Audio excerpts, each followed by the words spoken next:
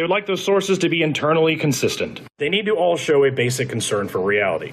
In other words, are they actually showing concern for the reliability of their accounts? Yes, internally consistent is very important when considering some account or whatnot. But I disagree with him saying that they have to show a general regard for reality, because we have historical accounts from like Herodotus and other people that have fantastical elements within the accounts.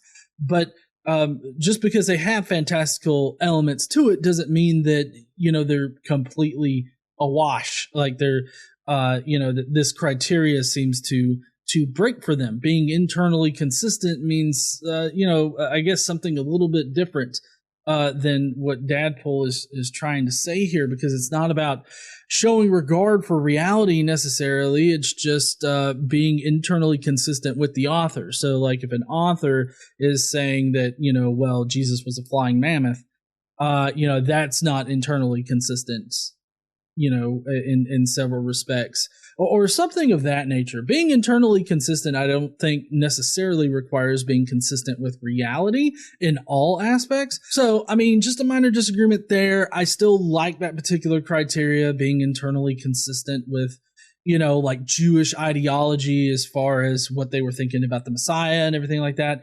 I think that that's very important for establishing some facts about Jesus, maybe. Now, are they internally consistent?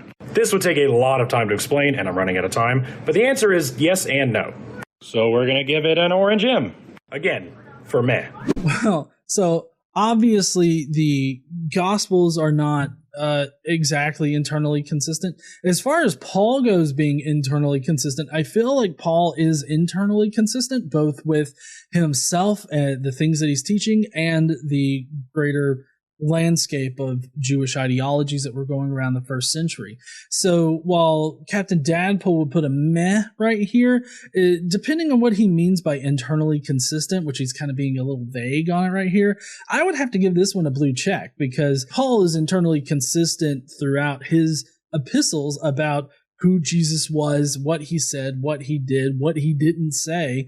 So it's hard for me to sit here and say that he wasn't internally consistent. And it really just depends on how you interpret Paul whenever he speaks about Jesus' birth or the things that Jesus supposedly did, like the Last Supper, Jesus' crucifixion, and whether or not he was born of a woman. There's also the Brothers of the Lord thing. So it really depends on these very few vague passages in Paul's work and how you interpret them as to what you think Paul is talking about.